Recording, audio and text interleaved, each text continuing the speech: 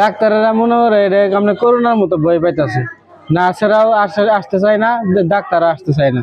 হামাক্রান্ত শিশুদের চিকিৎসার গাফিলতি করছেন অনেক ডাক্তার নার্স। করোনার মতো ভয় পেয়ে তারা রোগীদের কাছাকাছি যেতে অনীহা দেখাচ্ছেন বলে দাবি স্বজনদের। ফলে দিনের পর দিন চিকিৎসকের দেখা না পেয়ে চরম দুর্ভোগে পড়েছেন তারা। এটা নিয়ে খুব কষ্টে আছি আমরা। আমি 23 তারিখে আমার ছেলের এখানে নিয়ে আসছি। 23 তারিখের মধ্যে এখন একবারও ডাক্তার আসেনি কাছে। 3-4 ঘন্টা কারেন্ট থাকে না। এই কারেন্টের জন্য পোলাপান আরো বেশি গরম অস্থির হয়ে যায়, খুব কঠিন অবস্থা। কিন্তু আমরা নিজেরাও অসুস্থ হয়ে গেছি রোগীর সাথে সাথে। অসহায় ছোট্ট শিশুদের কান্না, উদ্বিগ্ন বাবা মায়ের উৎকণ্ঠা আর গরমে হাসপাস করা এক কষ্টের চিত্র, সব মিলিয়ে যেন এক নীরব আর্তনাদ।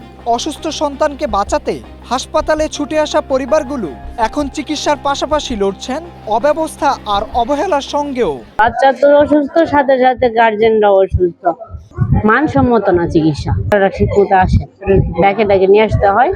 সিস্টারদের কাছে গেলে সিস্টাররা আরো একটু খারাপ ব্যবহার করে।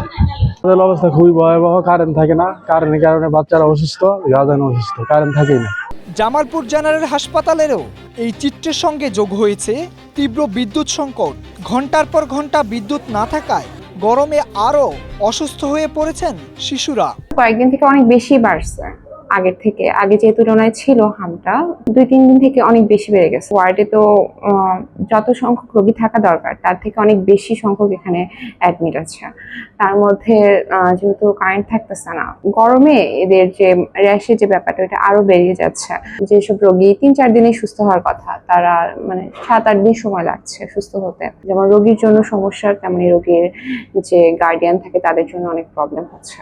হাসপাতাল কর্তৃপক্ষ বলছে রোগীর চাপ ও লোডশেডিং এর পরিস্থিতিকে আরো জটিল করে তুলেছে। খামের উপসর্গ নিয়ে প্রাদুর্ভাব দেখা দিয়েছে, সেই প্রেক্ষিতে জামালপুরেও রোগের প্রাদুর্ভাব আছে। তাদেরকে সর্বোচ্চ চিকিৎসা সেবা দিচ্ছি, পাশাপাশি রোগীর অভিভাবকদেরকে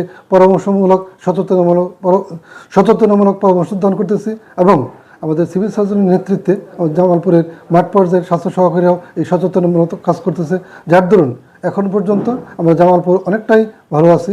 যখন মমতার হাত সবচেয়ে বেশি প্রয়োজন, তখন চিকিৎসকের এমন দূরত্ব আর কর্তৃপক্ষের অব্যবস্থাপনা জামালপুরবাসীর মনের গভীর ক্ষত সৃষ্টি করেছে।